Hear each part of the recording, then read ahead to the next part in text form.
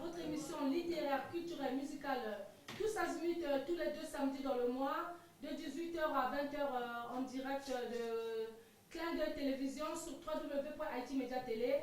Là, je suis en train de faire l'émission dans mon restaurant au 41 rue d'Alsace. Et excusez-nous de commencer un peu en retard. Donc, j'avais des invités. On s'excuse pour le retard. Et là, j'ai monsieur Lala avec moi et un monsieur qui est venu aussi pour débattre sur un débat sur Brazzaville. Il va se présenter. Donc, avant de commencer, la régie, s'il vous plaît, la musique. Le Parisien de tout le temps, Yaya Wallace Maboubou Alfred. Je vous l'avais dit, ne sous-estimez pas quelqu'un, car la chèque qui réveille une personne endormie n'a pas de grandeur. Kasafumula Mutuku Toloke Nawa Muneneko. Patranye Chakasuru Nakatia Oyo. Constance Tranier, la famille d'Ansinga Mamadier, le chef Kiri le Doc. Maungu Junior le Gaulois. Maungu Sociane, Maman Berti du Kuala Songola.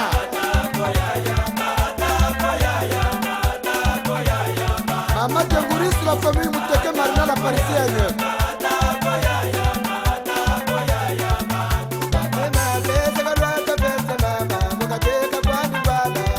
Ma famille de Sokofon, Georges Louaka. Et même le grand coucher, Bigot Yaya Massia.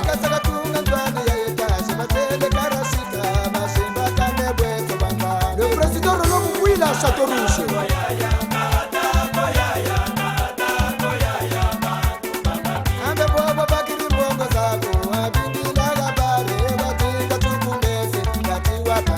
Laris Batantou. Maloko le Kendo.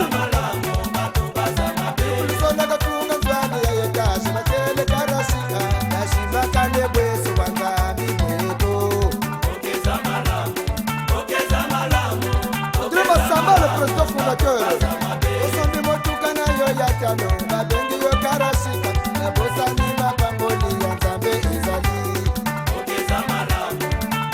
Américain Soukaïm, le grand mobilisateur. Yoshiba Yiri, le sergent Brunel. Lionel Basra Kachakisito. Le sergent Bila, Patrick Beauté. Hôtel, restaurant, salon de thé. Croissanterie Christella chez Maman Constance Pactole. Maman Blanche Lemina.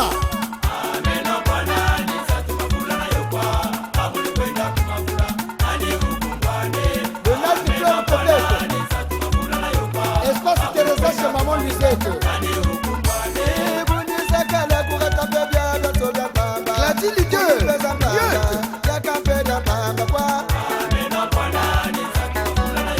Établissement Christois.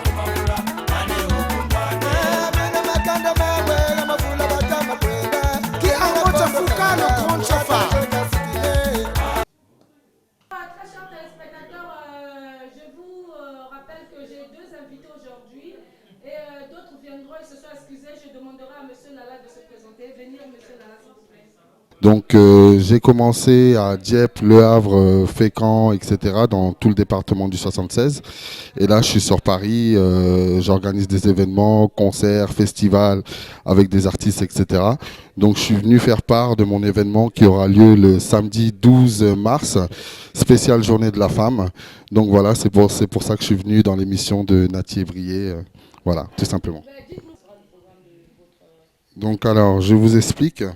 Donc ça va être samedi 12 mars 2016.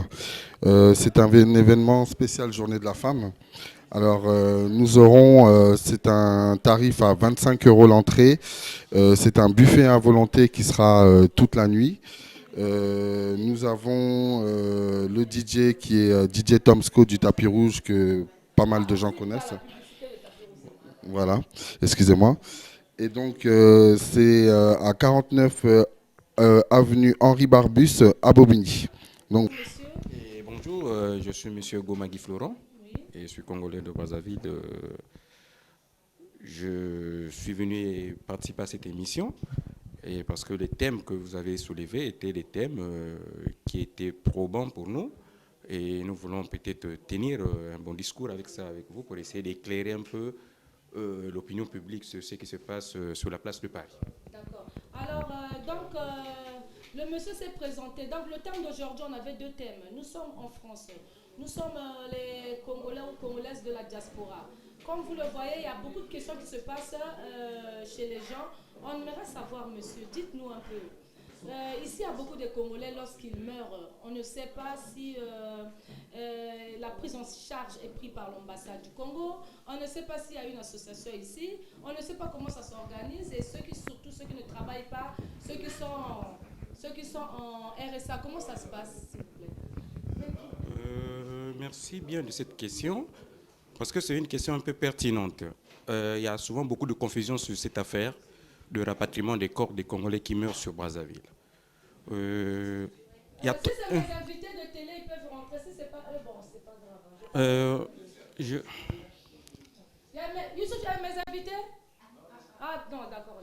Allons-y, excusez-moi.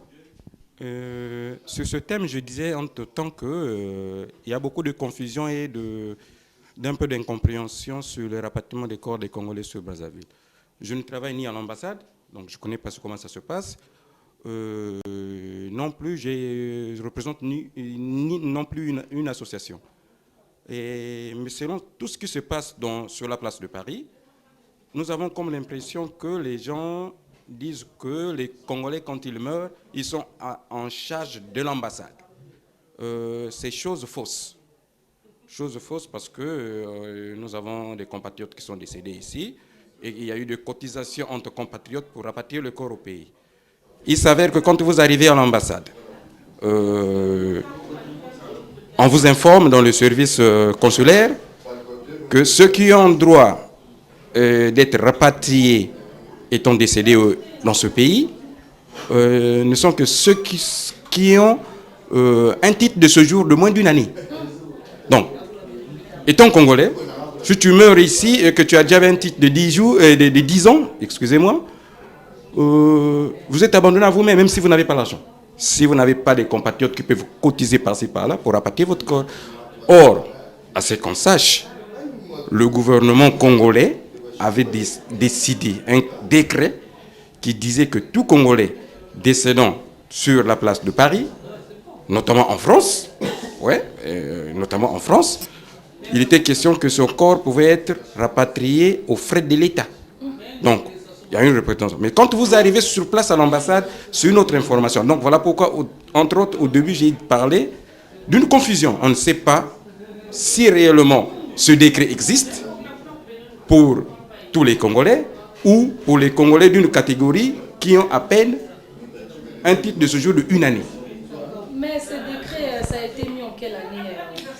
Je crois qu'il y a 2 ans de cela. Il y a 2 ans de cela, c'était dans les années 94, et dans les 2014, excusez-moi. C'est dans les années 2014 qu'on a essayé de mettre cela en place. Mais je ne sais pas si ce décret ou cette notification est valable pour tous ou c'est une rumeur. Voilà pourquoi, entre autres, je vous ai dit que je ne travaille ni à l'ambassade, ni je suis ni représentant d'une association. Merci. Voilà.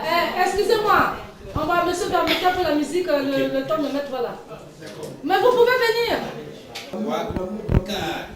Alors, la poétesse Satia Bouye vous déclame votre émission littéraire, culturelle, musicale, tous azimuts, tous les 2 samedis dans le mois, de 18h à 20h, en direct de www.haitimédiatélé.com sur Clin d'œil Télévision. Nous sommes en direct des États-Unis, nous sommes en direct de l'Afrique, ceux qui sont en satellite, et nous sommes aussi en direct partout dans le monde entier. Alors, bonjour monsieur, voilà, on n'avait pas fini, donc on avait dit, le décret là, ça a été mis pendant combien de temps à peu près? Est-ce que c'est vérifié ou c'est pas vérifié l'information? Effectivement, c'est ce que j'étais tenté de dire entre-temps, que l'information, vous savez, dans le milieu congolais, nous sommes un peu habitués dans les on-dit, comme on dit chez nous.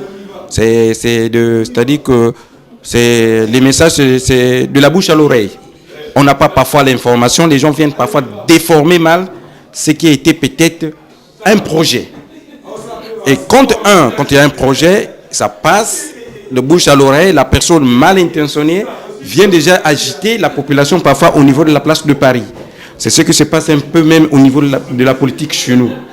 Qu'est-ce qui s'est passé? Il parle de ce décret qui a été, soi-disant, en 2014, promulguant que tout Congolais décédant en France, son corps devait être rapatrié sous les frais du gouvernement congolais. Mais entre-temps, quand vous arrivez à l'ambassade, on vous dit que ce n'est pas pour tous les Congolais, mais c'est pour les Congolais ayant un titre de séjour court, donc de moins d'une année. Un an ou moins d'un an.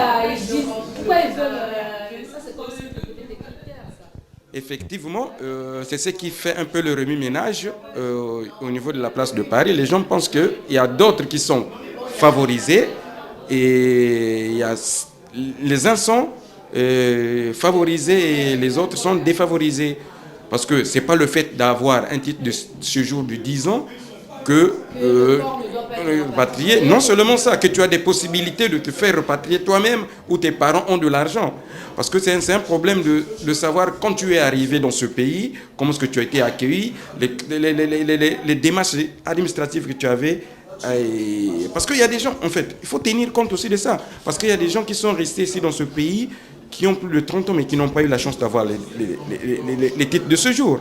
Mais si et seulement si il y a une personne qui est arrivée il y a à peine une année, mais par rapport à ses démarches, il trouve ses papiers. Donc, tu vois, c'est quelqu'un parfois qui vient d'arriver, qui n'a rien, qui ne connaît même pas encore le milieu, mais qui décède. Pendant ce temps, il a un titre de séjour de 10 ans, donc son corps doit être à la charge de ses parents ou de ses amis. En fait, c'est tout à fait, c'est au moins ça, l'information qu'on nous livre à l'ambassade. Donc, jusque-là, on n'a pas l'information sûre. On n'a pas l'information vraie pour essayer de mettre ça au milieu des Congolais sur la place de Paris. Ceux qui sont venus à l'émission, ils peuvent rentrer. Hein? Ceux qui sont venus pour l'émission peuvent rentrer, s'il vous plaît. Ceux qui sont venus pour l'émission peuvent rentrer. Alors, comme j'étais en train de dire, monsieur, c'est vraiment déplorable. Hein? Si j'ai eu à réfléchir sur ce thème, c'est parce que déjà, vous avez connu l'enfant mystère. Hein? Vous avez vu un peu comment ça s'est passé pour lui. Et puis là aussi, ça fait pas longtemps, il y a un jeune, un monsieur congolais qui est mort en novembre 2015. Et on est venu retrouver son corps en mars 2016. Hein, donc il n'y avait pas d'information. Il est mort chez lui à domicile, dans le 12e arrondissement. Donc c'est son ami qui avait découvert le corps. Il était déjà décomposé à la maison. Et puis là, actuellement, qu'on est en train de parler, il est au cimetière des Inconnus. Donc vraiment, là, je ne sais pas, c'est un message qu'il faut envoyer vraiment à l'État congolais, où je ne sais pas comment ça va se passer. C'est compliqué, hein, cette affaire-là. Non, le problème c'est que une personne qui meurt seule jusqu'à se décomposer, il faut se poser des questions il avait des amis ou il avait la famille et tout. Parce qu'aujourd'hui, ce n'est plus aussi la responsabilité de l'État congolais. Si dès lors qu'eux, ils ne savent même pas que leur compatriote était décédé, même les mêmes compatriotes qui sont ici ne savent pas que leur compatriote est décédé, qui est arrivé jusqu'à se décomposer dans sa propre maison, ça, ce n'est plus la faute aussi du gouvernement. Est-ce que ça devait être un peu la faute du gouvernement ou peut-être pas la faute du gouvernement, parce que tout ne peut être rejeté aussi sur le gouvernement. Parce qu'il y a des choses parfois que nous faisons ici nous-mêmes, on ne se rend pas compte parfois de ce qu'on fait. Il y a des gens, par exemple, tu vois, ça c'est un milieu, par exemple, c'est un milieu congolais. Si tu ne viens pas dans le milieu des Congolais, par exemple, tu ne te fais pas des amis. Les autres ne vont pas, ton compatriote ne vont pas te retrouver. Tu t'isoles, tu es dans l'isolation, tu es dans un monde où tu penses que tu es suffisant, tu vis tout seul. Un malaise peut t'arriver dans la maison, une crise cardiaque, un arrêt cardiaque, un AVC, tu meurs. Tu n'es pas assisté, personne ne te connaît. Ce n'est pas parce qu'on est Congolais qu'on est tous amis. Il y a des Congolais qui sont des amis, il y a des Congolais qui ne sont que des compatriotes. D'accord. Donc, le monsieur était connu dans le milieu congolais. C'est d'ailleurs monsieur Nzanga Jano qui avait pris le problème pour essayer de revoir la famille du monsieur qui habitait Lubomo. Et c'est moi qui ai parlé à monsieur Ben Moukacha. Ils étaient à deux à faire les démarches et la famille était au courant à Brazzaville. Et malheureusement que... je ne sais pas comment ça s'est passé en France. Et là, actuellement, jusqu'à présent, il est au cimetière des Inconnus. Et on ne sait pas comment ça se passe. Donc, vraiment, c'est déplorable. Et puis, il y a eu même bel et bien des démarches au niveau de l'ambassade de France. Mais rien ne s'est fait. De Congo en France, il n'y a rien qui s'est fait. Ah oui, mais ça dépend de ce qui s'est passé aussi. L'ambassade du Congo en France ne peut pas aussi être le berceau de tous les problèmes des Congolais en France. Si déjà, il a déjà trouvé un lieu là où on l'a humilié, on l'a enterré, c'est maintenant à ses parents de faire peut-être une réclamation s'ils veulent rapatrier le reste, de leurs fils ou leurs parents au niveau du Congo-Brazzaville. Il y a des démarches administratives à faire, il y a des enquêtes à faire. Donc tout ça, là, c'est un problème juridique en fait qui doit se poser. Aujourd'hui, les corps, même si c'est au Congo, en tant que terre, je prends par exemple l'exemple de mon oncle. Mon oncle à moi était décédé et il est mort à Makabana. Et nous, on voulait à tout prix que le corps soit enterré à Dolisie. Et plus que le corps était déjà enterré à Makabana, tu sais, quand l'État congolais, tout part avec les réglementations de chaque État, de chaque gouvernement. Donc déjà au Congo, pour inhumer un corps, il faut attendre après une année. Pour que vous déplacez le reste de ces dépouilles mortelles d'un lieu à un autre. Donc ici en France, je vous dis, madame la journaliste, je ne suis pas informé, je ne suis pas capable de vous donner les informations exactes, comment ça se passe. Peut-être se rapprocher de l'ambassade. Moi, je ne travaille pas à l'ambassade, je suis ni une association, je suis un compatriote congolais qui répond aux questions par rapport à ma petite connaissance des thèmes que vous me posez les questions. D'accord, mais dites-moi un peu, selon le thème, qu'est-ce que vous pouvez proposer? Parce que là, on est en direct aussi à Brazzaville. Hein. Quelle est votre idée? Qu'est-ce que vous pouvez proposer? Parce qu'on n'est pas organisé ici en France. Vous avez dit que lorsque quelqu'un a un an de titre de séjour, lorsqu'il meurt, on peut le rapatrier par le biais de l'ambassade. Il y a un décret qui a été mis, ça fait depuis 2014. Oui. Bon, on n'a pas vérifié si ça fonctionne toujours ou pas. Mais quand la personne a plus de 10 ans, il faut collecter. Mais ici, il n'y a pas des associations. Ici, chacun pour soi. Et avant de passer à notre deuxième thème, l'avenir des Congolais ici en France, j'aimerais un peu savoir votre point de vue et passer un peu le micro à monsieur Eric. Voilà, monsieur Eric qui est là, bonjour. Bonsoir. Oui. Voilà, monsieur Eric, dites-nous un peu pour le premier thème. On est en train de parler pour les Congolais ici lorsqu'ils meurent. Moi aussi, je n'ai pas d'informations, mais nous allons un peu débattre sur ça, parce que là, on a vu dans le monde entier, on est en direct là. Donc, lorsqu'un Congolais meurt ici, là, est-ce qu'au niveau de l'ambassade, comment ça se passe? Par rapport à vos connaissances, vous avez peut-être des informations à nous dire. Oui, merci, madame la journaliste. Dire que j'ai des informations fiables sur le fonctionnement du rapatriement des décès des compatriotes congolais serait peut-être exagéré. Mais pour ne pas être dans l'excès, d'après ce que j'ai appris, dans le oui-dire, semble-t-il, le président de la République avait décrété un texte comme quoi tout Congolais de la diaspora bénéficiera d'un rapatriement gratuit pour, en fait, de la France pour le Congo. Mais il reste à vérifier l'information. J'ai peut-être des attaches avec quelques membres de l'ambassade, mais je ne me suis jamais permis de rentrer en profondeur de l'information. Peut-être, ça peut être vrai, vous voyez. Mais pour le cas que tu viens d'évoquer précédemment avec mon ami Guy Florent, sur le cas de regretter, je sais pas le nom, c'était le... Voilà, tout à fait. En fait, c'est... Éventuellement, c'est triste. Mais, qu'est-ce qu'on peut dire de plus? Parce que en France, il y a plusieurs catégorisations des séjours. Il y a, bon, je ne saurais rentrer en profondeur, il y a des sans-papiers, entre parenthèses, des gens en situation irrégulière.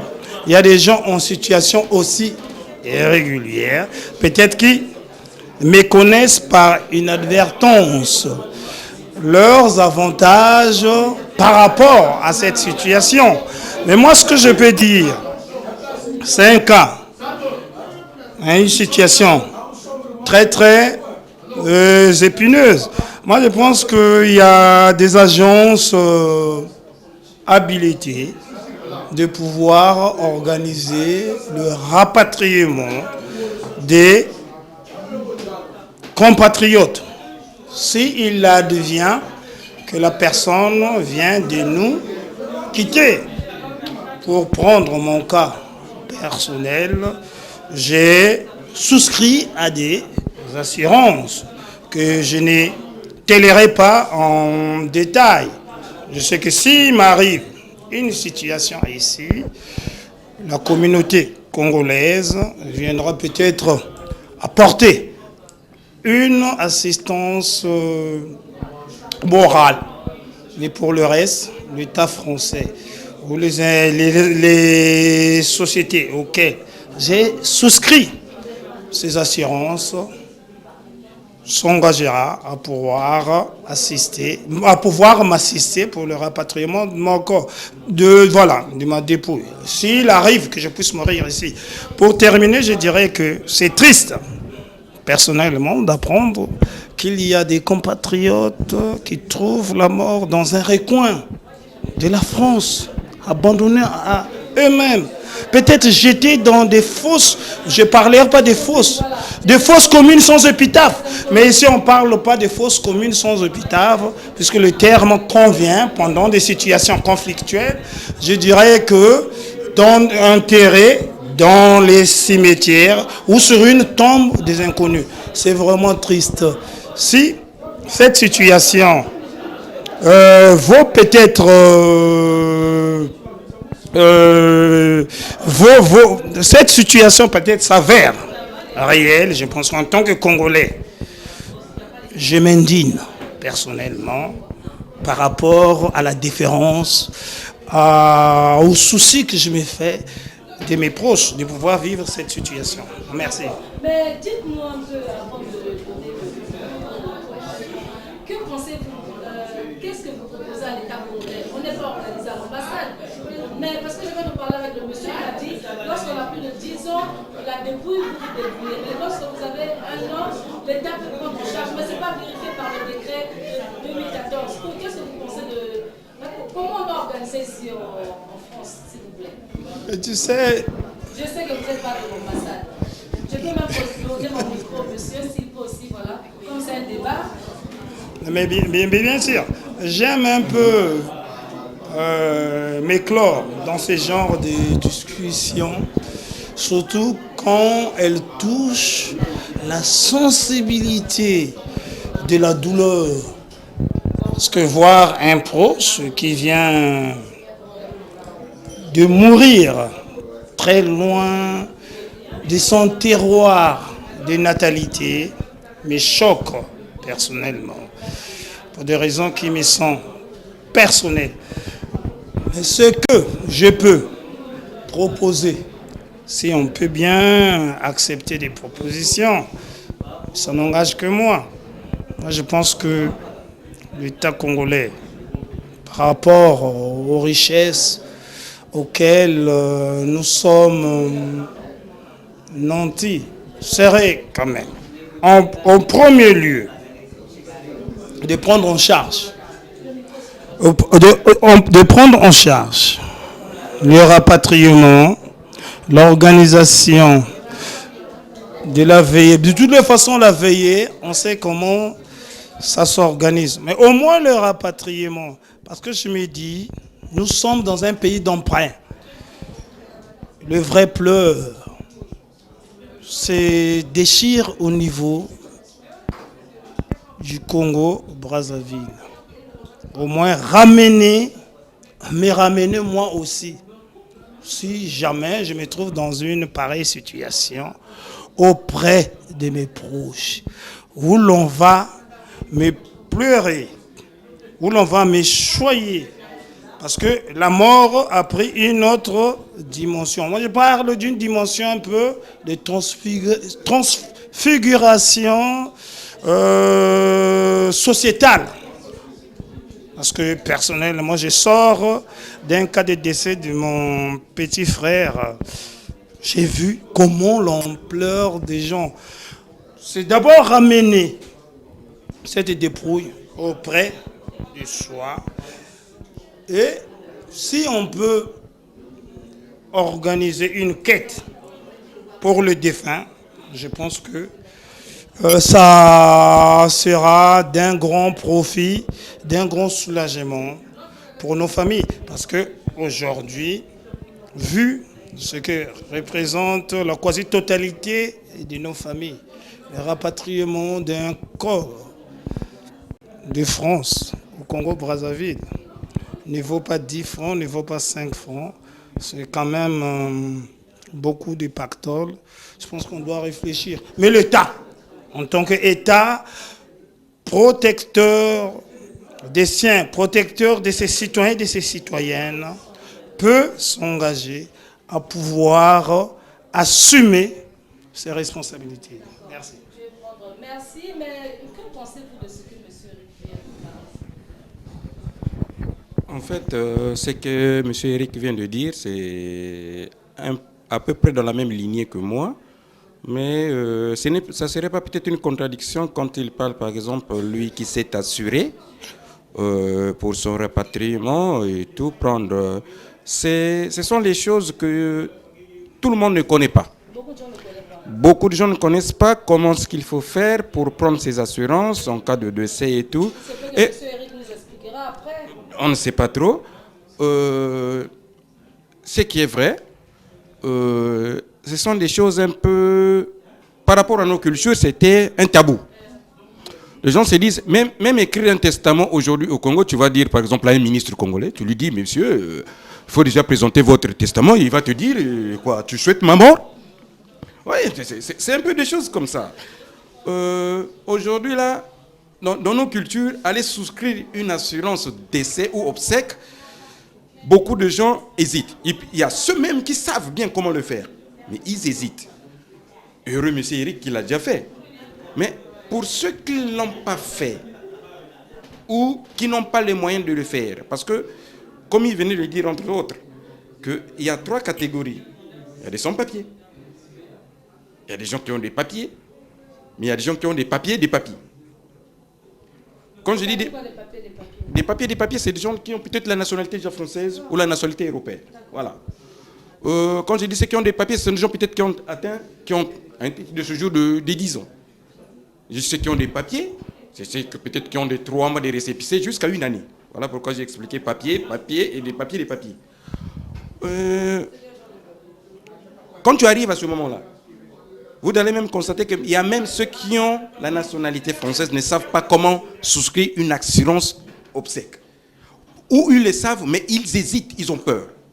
Maintenant, revenons un peu à ce qui nous est arrivé, le cas que vous avez soulevé de douleur. Qu'est-ce que le gouvernement doit faire? Les propositions, c'est vrai que nos propositions, parfois, vous savez, nous sommes des Congolais. Nous, les Congolais, nous sommes souvent naïfs. On pense qu'à soi-même. Nous sommes très égoïstes même, je dirais. Même si les gens du gouvernement peuvent nous suivre maintenant là. Ils vont dire, oh regardez celui-là, qu'est-ce qu'il... Voilà, ils vont dire même celui-là, qu'est-ce qu'il raconte. Parce qu'ils ne pensent qu'à eux-mêmes. Je pense que j'amènerai aussi le débat là pour éviter même les personnes de l'ambassade, ceux qui connaissent beaucoup de choses, de venir débattre ici. Tout à fait. Parce qu'on a besoin des informations. Eux, ils ont l'information, ils doivent avoir ce décret parce qu'il n'a jamais eu de fumée sans feu. Si l'information est déjà sortie au milieu des Congolais, cela veut dire qu'il y a eu fuite. Il y a eu fuite, donc il y a un décret quelque part que le président de la République avait délibéré ça. Mais comme nous sommes égoïstes et nous sommes mauvais, le Congolais, c'est le premier mauvais du Congolais. Le Congolais n'aime pas voir son... C'est-à-dire que chez le Congolais, il y a la jalousie. Le tribalisme, c'est peut-être que moi ça, je n'en crois pas trop. Parce que quand vous allez voir, par exemple, le gouvernement du Congo aujourd'hui, si, parlons des choses claires, terre à terre, nous sommes en pleine émission. Vous comptez le nombre de ministres qui se trouvent dans le gouvernement de Sassou, du président Sassou, vous allez trouver que ça peut-être qu'il y a une parité entre les ministres du Sud et du Nord. Donc le tribalisme, moi, ça, je n'en crois pas. Les postes ministériels et tout, ou les postes de direction, ce sont des gens qui se partagent ça entre amis. C'est un problème d'amitié. Voilà. Vous allez voir même dans le domaine présidentiel, il n'y a pas que les gens de Sassou qui sont au pouvoir. Donc moi, le tribalisme, c'est un faux débat pour moi. Parce que c'est un partage d'amitié. Ils se partagent le gâteau entre eux, les amis. Et revenons à ce que je disais avant, entre-temps, que nous sommes des égoïstes. On ne pense qu'à soi-même. Même là, quand on va dire le gouvernement, même si on peut donner nos propositions actuellement, ce sont des propositions qui vont aller dans l'air. Ils vont me dire, mais s'ils ne se sentent pas mieux là-bas, pourquoi ils ne peuvent pas revenir au pays? C'est ça le raisonnement des gens du pays.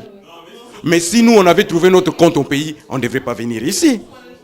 Et si on est venu ici, parfois, chacun de nous est venu par rapport à sa situation. Il y a d'autres qui sont venus pour étudier, il y a d'autres qui sont venus par des situations économiques, des situations politiques, beaucoup de choses. Mais on nous généralise tous, de telle sorte que qui disent non, mais s'ils ne se sentent pas bien là-bas, pourquoi ils ne peuvent pas revenir ici? C'est le raisonnement du gouvernement. Aujourd'hui, là, si vous parlez de ça, ils vont vous dire ça. Mais quel est votre... On va conclure parce qu'on a deux débats là. Je voudrais savoir votre conclusion par rapport à ce thème. Et très chers téléspectateurs, votre émission La Poétesse Nathier Brillé, qui est une émission tous azimuts. Donc, je lance l'appel à tous les Congolais qui on a besoin des informations parce qu'ici, il y a beaucoup de Congolais qui meurent.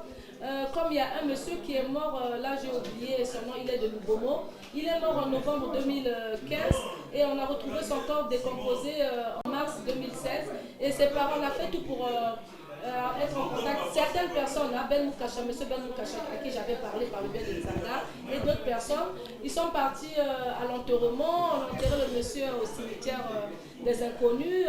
Donc là, il n'y a pas de suite, il y a eu beaucoup de choses qui se passent ici. Et là même, il y a un Congolais qui vient de mourir à Sarcelles, ça fait même pas une semaine parce que sa femme l'annonçait que l'enfant qu'il portait, c'était pas son enfant, il est mort par crise cardiaque et la femme a fui. Et un autre Congolais aussi qui est mort parce que la femme l'a quitté, donc il y a de ces choses qui se passent ici.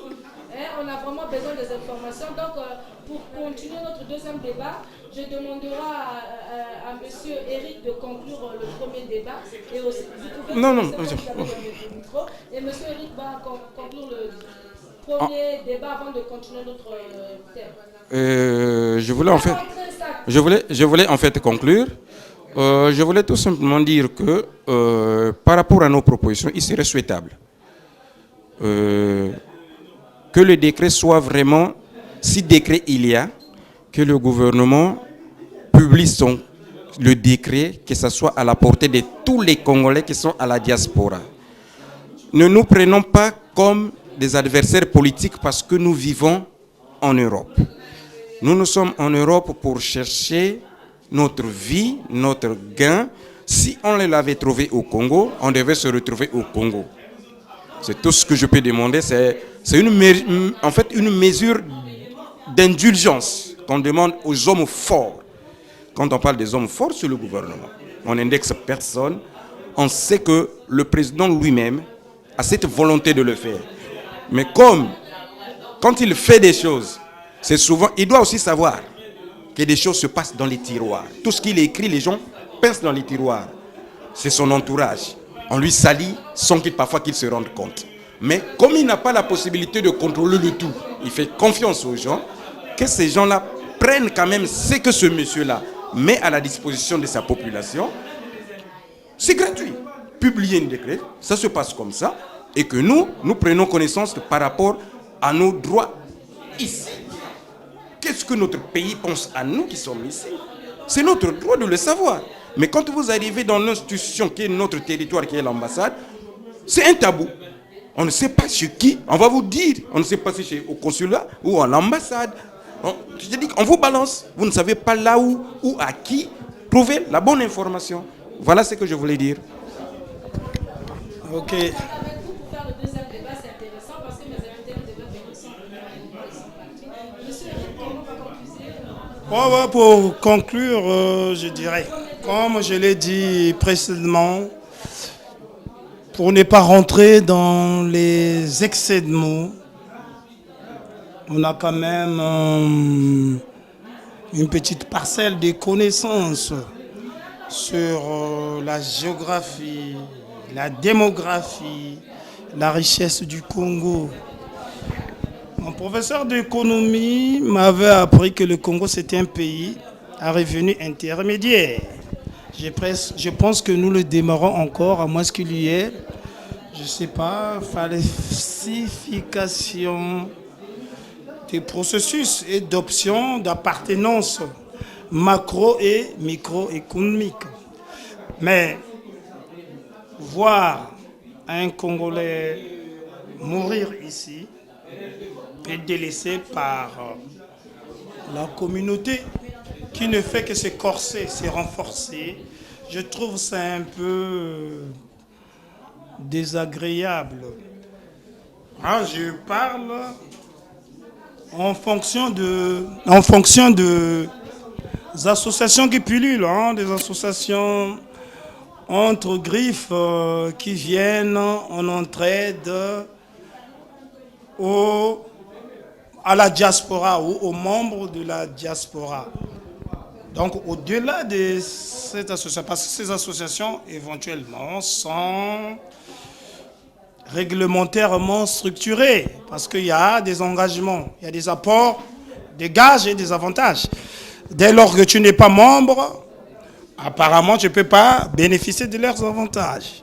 J'exhorte le membre des autorités en la matière de réfléchir pour ne pas jeter le Congolais en pâture. Voilà, vindicte populaire des critiques des communautés qui nous considèrent lourdement par rapport à ce que nous représentons comme des va-nu-pieds, comme des abandonnés. Conjuguons nos affaires. Ayons l'esprit, le sens patriotique, ayons l'esprit de solidarité, de venir à ce que je vois ici. Parce que vivre en Europe, on ne vous le dit pas. J'y étais, j'ai découvert les réalités. Les gens parfois s'excellent dans l'abus du discours pour dire que la France est un paradis. Non, j'ai vu ici. Tu peux attendre, j'ai vu des pauvres qui sont plus pauvres que le pauvre de Brazzaville que du Congo. Que nos autorités, à ce sujet, nous viennent en aide. Ça sera notre fierté. Moi, je suis très fier d'être Congolais. Et je le dis hautement par rapport à nos richesses. Jamais je trahirai mon pays et ma patrie. Et cet esprit-là, je l'incarnerai à vie. Donc, j'exhorte les personnes qui sont en charge de ces responsabilités. Ils savent ce qu'ils doivent faire. S'ils sont en déficit d'information par rapport à notre expérience, par rapport à nos contacts, à notre carnet d'adresses, nous les aiderons de prendre attache avec les institutions, les sociétés en la matière pour arranger. S'ils peuvent nous consulter, éventuellement, madame la journaliste, l'émission est peut-être suivie de par le monde.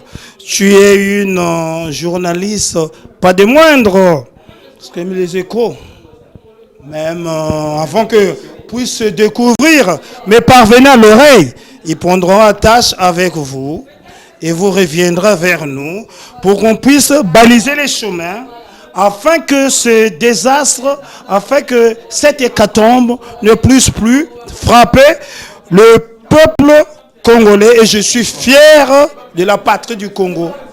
Merci. Les associations existent, je l'ai dit en amont.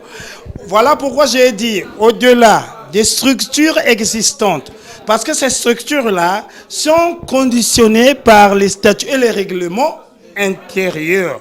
Tu n'es pas membre de ces structures, que vous soyez dans le même quartier, que vous soyez du même pays, jamais on te viendra en assistance.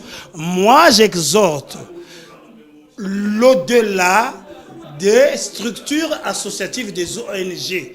J'exhorte les représentants des institutions étatiques de prendre à bras le corps ce problème. Parce que c'est une honte qu'un Congolais soit jeté comme une souris dans des fosses communes sans épitaphe ou enterré dans des tombes des inconnus.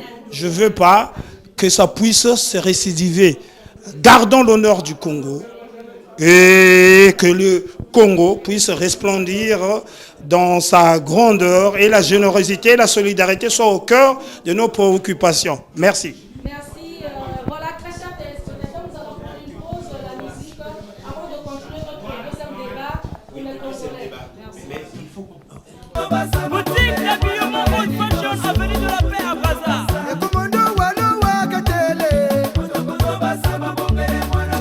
Dans le quartier d'abord.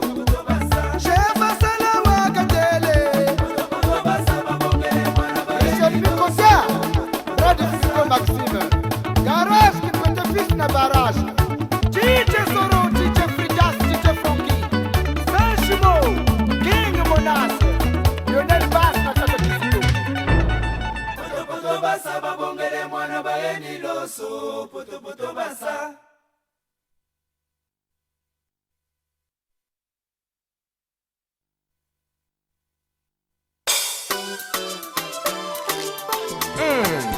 D'une vie seule est sortie la côte de mes côtes.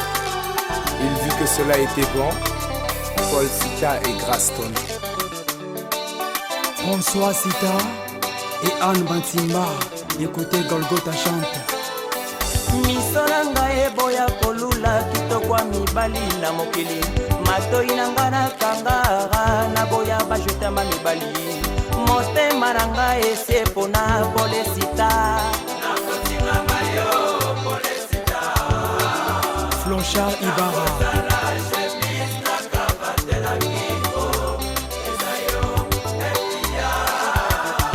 Geoffrey Sita Papa na Margot. Ferry Bamanisa. Padi Fidèle ya maman Olga. Yosala kikoya na ndako na ngai. Na ba parole bolingo na pesa kyo mobimba nanga Paul Sita oyaki na affection pe ya makasi ya yo ezalaki plus fort koleko ya ngai Paul Sita Batina Dominique we Alice bolingo na biso na baparo mpe bafelicite yango yetindi ngai nazala nanga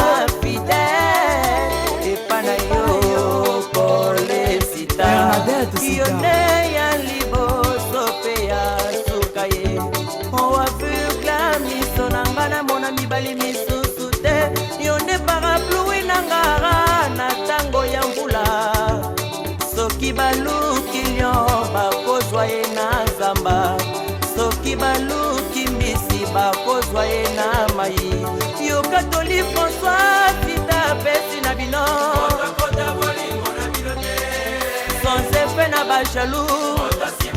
Rajo et Anita.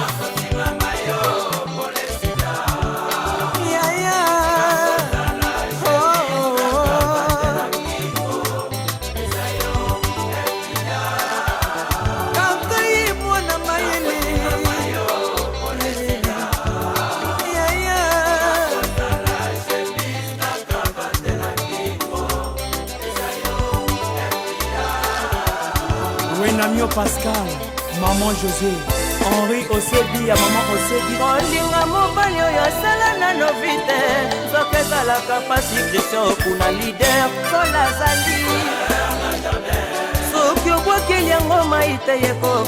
Alors, très chers téléspectateurs, la poétesse Tatiana Brunet vous déclame votre émission littéraire, culturelle, musicale, tous azimuts, tous les 2 samedis dans le mois, de 18h à 20h sur Clin d'œil Télévision, en direct de www.haitimédiatélé.com. Je vous dis que cette émission est en direct des États-Unis, c'est en direct en Afrique par tous ceux qui ont le satellite, le web en France, donc nous sommes en direct. Alors, j'ai reçu pour la première fois M. Cédric Lala qui nous a parlé de son spectacle événementiel qui va se passer ce 12. Et j'ai eu à recevoir 2 messieurs qui vont même se présenter. Et alors, le premier débat, nous allons parler des Congolais qui se laissent à eux-mêmes. Ils meurent ici. On ne sait pas si l'État congolais prend la charge pour les enterrer à Brazzaville. On ne sait pas au niveau de l'ambassade comment ça se passe. Il y a des Congolais qui meurent. Il y a beaucoup sont dans les cimetières des inconnus ici. Là. Même au pays là-bas, là, je dis au pays là-bas, ici on souffre, hein. On souffre, il y a certains qui pensent que ici, là, le gouvernement, je ne sais pas, bon, on sait qu'on a des aides, mais c'est vraiment très, très, très difficile ici, là. Donc là, on va passer à notre deuxième thème. Donc le deuxième thème, vous savez, on est en France. Il y a beaucoup de Congolais ici qui sont sans travail. Il y a beaucoup de Congolais ici qui sont des voleurs. Il y a beaucoup de Congolais ici qui sont devenus des voleurs. Voilà, je ne peux pas débattre tout seul. J'ai toujours mes invités avec moi. Comme vous avez vu, c'est vraiment chaud, comme je dis. Hein. Sur le plateau, ça chauffe. Alors, monsieur, on est toujours là. On continue dans le deuxième débat. Comme je vous ai dit, parlez un peu de... Vous êtes en France, je ne sais pas depuis combien d'années. Vous avez observé beaucoup de choses concernant le Congolais de Brazzaville. Et en particulier les Africains. Parlons un peu de ce constat. Des difficultés des Congolais ici. Dire quand même le nombre d'années qu'on a vécu dans ce pays, c'est... ah oui, ouais, je suis Guy Florent Goma. Et parler quand même le nombre d'années qu'on a passé dans ce pays ou dans ce continent européen, ça serait peut-être pas trop bien pour le dire. Parce que... beaucoup de choses. Beaucoup de choses. Parce que il y a plusieurs raisons qui ont fait que les gens quittent le pays pour venir ici. Là. Comme je disais entre autres, qu'il y a ceux qui sont venus pour les études, qui n'ont pas pu finir aussi les études parce que pour les difficultés financières. Ils se sont lancés parfois dans le monde du travail. Le travail très pénible, très dur d'abord que c'est comme nous vivons ici. Il y a de ceux qui ont fini, qui ont trouvé la chance, une minorité, hein, qui ont trouvé cette possibilité de trouver les emplois dans les domaines dans lesquels ils ont étudié. La plus grande partie, c'est des gens qui sont venus se chercher économiquement ici, parce qu'ils n'ont pas trouvé leur compte au pays. Ce n'est pas parce qu'ils n'ont pas aimé rester chez eux. Dans la première partie de notre émission, vous avez soulevé un peu le problème du tribalisme, de toutes ces choses-là. Je t'ai dit que moi, le tribalisme, je ne suis pas trop dedans. Mais aujourd'hui, il y a quand même cette inégalité. Il faut quand même qu'on le souligne. Il y a des ceux qui ont étudié ici, qui n'ont pas pu trouver le travail dans leur domaine dans lequel ils ont étudié. Parce qu'il y a le racisme ici aussi. Il faut qu'on se le dise. Nous sommes marginalisés. Donc tu es obligé d'aller travailler dans les entrepôts. Comme je me rappelle le discours du président Sassou, quand il est arrivé ici, une fois, il avait dit « Rentrez au pays, laissez-le faire votre travail des éboueurs ». Il nous avait un peu vexés. Sans savoir, parfois, comme je dis, il y a des choses parfois que le monsieur lance. Quand ça arrive dans son entourage, il bloque dans les cages, dans les tiroirs. Qu'est-ce qui se passe aujourd'hui au Congo? Si tu n'as pas quelqu'un, tu ne vas pas travailler. Ça, on n'a pas besoin de se le dire, de se le cacher. Il y a même beaucoup de gens qui ont fait des études ici qui n'ont pas de travail au Congo. Oui, même si tu rentres au pays, si tu n'as pas quelqu'un devant, tu ne trouveras pas quelqu'un qui va te... Ça, ce n'est pas un problème politique. Ça, c'est un problème social. Et c'est réel au Congo. Personne ne pourra venir dans cette tribune contredire ce que je suis en train de dire. Parce que je suis la première victime. Nous sommes des victimes pour ça. Moi, à l'époque, nous avons étudié jusqu'à l'université Marien Ngouabi. Moi, je suis licencié. J'ai fini à Marien Ngouabi. Je n'ai jamais trouvé le travail. J'étais obligé de prendre une inscription, me retrouver en Europe pour essayer de continuer les études. Quand tu finis, même si tu repars au pays déposer ton dossier, si tu n'as pas quelqu'un, tu ne trouveras pas du travail. Mais, en revanche, voilà encore là où le bas blesse. Pourquoi je dis que nous, les Congolais, nous sommes égoïstes. Nous sommes très, très égoïstes. Ceux qui sont dans le lait et le miel, comme on disait à l'époque, ceux qui sont autour du gouvernement, qui sont là, leurs enfants étudient ici. Parfois, ils n'ont même pas encore fini. Ils ont des budgets, ils ont des salaires qui passent au pays. Ça, ce n'est pas un secret. On n'a pas besoin de désigner un tel. Eux, ils le savent. Ils le savent. Ils sont conscients de ça. Ce n'est pas politique. Ça, c'est social. Ça, c'est révoltant pour des gens qui ont étudié, qui n'ont pas pu trouver leur compte. Et pendant ce temps, vous avez vos enfants qui finissent. Et quand ils rentrent, ils ont du boulot. Aussitôt. Tout ça là. Voilà pourquoi ta question, quand tu demandes que pourquoi les Congolais, quelles sont leurs situations en Europe. Mais la situation en Europe, le président le sait. Nous sommes les éboueurs pour vivre. Et pour être éboueur, il faut avoir les papiers. Nous sommes des éboueurs. Nous sommes dans les entrepôts. Nous sommes obligés de le faire. Sinon, comment est-ce qu'on va faire vivre? Nous avons des familles à nourrir, nous avons des loyers à payer. On n'a pas de choix. On n'a pas de choix. Ici, en Europe, quand on ne le cache pas, on n'a pas de choix. Même si on te dit aujourd'hui, il y a des boulots, par exemple, que nous le faisons ici. Moi, au Congo, je ne peux pas faire. Chez moi, je dis... Donc, il y a parfois... Vous savez, c'est des choses... C'est pas révoltant, mais c'est un peu... Parfois, on se dit, est-ce que nous sommes nés pour accompagner les autres sur cette terre? C'est comme si notre propre terre nous a reniés. Mais notre terre ne nous a pas reniés. Mais ce sont les gens qui veulent, éternellement égoïstes, veulent manger eux-mêmes. Comme ils disent eux-mêmes dans leurs termes. Ils veulent manger eux-mêmes, se faire eux-mêmes. Ça, ils le savent. Ils se le partagent entre eux.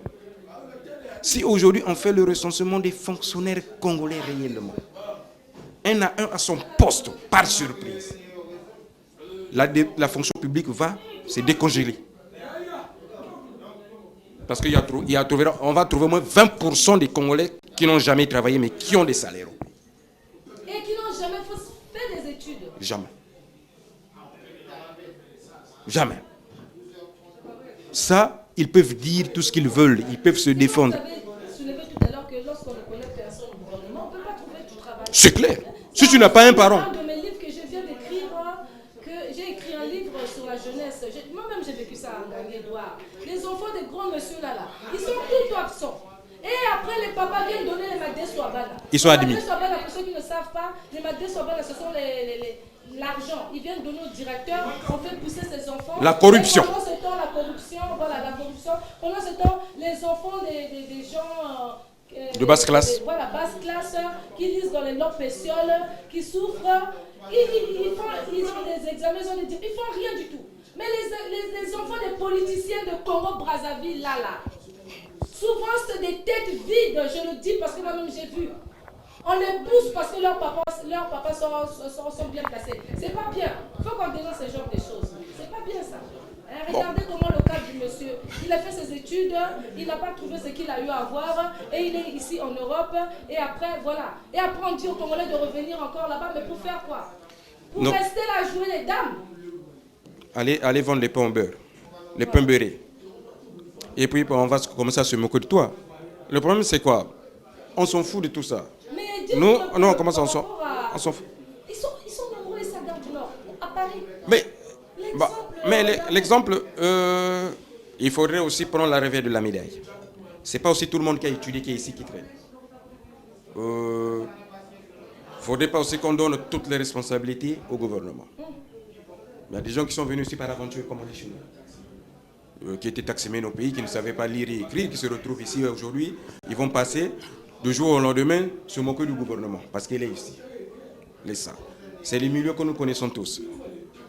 Mais c'est plus aberrant pour ceux qui méritaient servir leur pays qui se retrouvent ici, comme disait le président Sassou, des éboueurs. Faire le travail des éboueurs. Ça, c'est plus éclairant pour les gens qui sont devenus aujourd'hui pères de famille, avec un bagage intellectuel, avec tout ce qu'ils ont appris, mais ils n'ont pas la possibilité de l'utiliser pour leur propre pays. Même ici, dans le pays dans lequel ils ont étudié, ils sont régnés. Parce qu'aujourd'hui, par exemple, moi, 45 ans, j'ai 45 ans. Il y a des enfants qui sortent aujourd'hui, à 22 ans, il est ingénieur. Moi, je suis ingénieur, mais qu'est-ce que je vais faire? Et qu'est-ce que le patron va faire? Il n'a pas de choix. Il va prendre le jeune de 25 ans. Et du coup, parce que quoi? Tu n'es pas chez toi. Tu es obligé de faire ce qui te permet de vivre. Payer ton loyer et tout. Tout ça là, c'est la faute de... Comme vous avez dit, il y a certaines sont ici par aventure, il y a certaines par études. C'est un peu compliqué l'affaire. Ah. Non, c'est pas compliqué. C'est une sélection des personnes. Il ne faudrait pas que tout se jette sur la tête du gouvernement. Est-ce que toi-même, il faudrait qu'on se le dise aussi. Toi qui es ici en France, tu es au pays. Si aujourd'hui on te remet au pays, viens avec tes diplômes, tu as quoi? Déjà, moi je dirais mon cas, je suis artiste, j'ai fait beaucoup de carrière, beaucoup de choses en Brazzaville. Oui. Mais l'État congolais ne m'a jamais aidé. Là je le dis ouvertement. Si je me suis retrouvée aussi en France, c'est pour trouver aussi une chance. Voilà. Pour trouver une chance, moi j'ai trouvé ce que j'avais besoin. Tu as eu la chance de l'étudier. J'ai créé mon association ici à Paris, représentant comme au Brazzaville. J'ai fait tout ce qui était culturel, ça veut dire mon rêve, c'est réalisé. Au lieu que ça se réalise dans mon pays, ça se réalisé en dehors de mon pays. Donc, Tu le feras toujours dans ton pays. Parce que tu es congolaise, tu aimes ton pays et tu finiras par le faire comme a dit Eric tout à l'heure. Il est compatriote, il est fier de l'être. Il est fier de l'être. C'est vrai que c'est difficile. Oui, mais le problème c'est quoi? Chez nous, il y a un problème, il y a un gros problème. Si tu ne connais pas la personne à qui peut te pistonner comme ils disent eux-mêmes. C'est des pistons. Des pistons. Tu erres là, tu peux être ce que tu es, tout ce que tu as étudié, c'est nul et non avenu. Tu n'as rien, tu ne peux rien faire. Voilà. Donc, moi je cause. Avant de donner le micro à monsieur Eric. Pour le même thème, alors je vais vous déclamer un poème, comme vous savez, je suis poétesse. Je l'ai toujours dit que j'ai commencé à écrire les poèmes à l'âge de 12 ans. C'est auteur de plus de 8000 poèmes, 3 livres déjà sur le marché, des CD, voilà. Donc je vais vous faire un poème sur la paix. La paix. Paix! Paix! Lumière du monde! Lumière des cœurs! Sans rancune et sans haine! Oh paix! Oh paix! Paix du jour! Paix du mois! Paix de l'année! Paix des cœurs!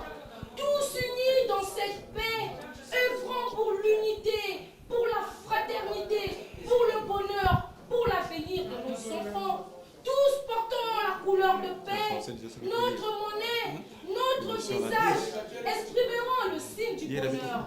Oui, la paix, lumière sans frontières pour l'éternité, préservons-la. Voilà, c'était mon poème sur la paix. Alors, monsieur Eric, vous savez que nous sommes dans le terme des Congolais en France. Est-ce que, vu ce que monsieur Ngoma vient de nous parler, qu'est-ce que vous pensez? Votre point de vue? Merci, voilà, Eric, habitant de Paris. Je vais me recadrer dans la stature de la question. Le Congo, le Congolais, son avenir. Sur la place de Paris, ou le Congolais en général. Moi, je pense que comme on est sur la place de Paris, ça concerne nous qui sommes d'ici. Mais je serai loin de s'enliser devant un désespoir chronique. Mais j'aime toujours un peu espérer sur un lendemain meilleur, quelle que soit les turpitudes, les difficultés que nous rencontrions ici. Je pense que quelque chose se ferait de bien. C'est ma propre opinion par rapport à ce qui se donne à voir en moi. Ça se ferait. Je sais que actuellement, les Congolais sur la place de Paris va dans tous les sens. Quand on vient de les spécifier en amont, mon collègue Guy Florent Goma, nous nous sommes retrouvés ici pour des raisons diverses. Il y a des compatriotes qui ont atterri ici pour des questions d'études, pour des questions de fuite, de guerres, de conflits, pour des questions de pauvreté. Il faudrait qu'on puisse se le dire. Mais les Congolais, comme je les respecte dans son intégralité, quels que soient les terroirs où foule les trépieds de son corps, il s'adapte, il réussit et il tient même à cœur l'évolution même de ces terroirs. C'est ce que j'ai vécu avec les Congolais. J'ai vécu en Hollande. Je connais comment le Congolais s'exerce dans la débrouillardise de son existence, de pouvoir un peu couvrir les deux bouts de moi. La Belgique, j'ai fait des essais éclairs de façon régulière. Je rencontre les communautés et les membres de la communauté. Je sais comment on se débrouille. Paris, c'est là où je suis. Déjà, cette émission émet depuis la gare du Nord, que le coin très fréquenté par la diaspora.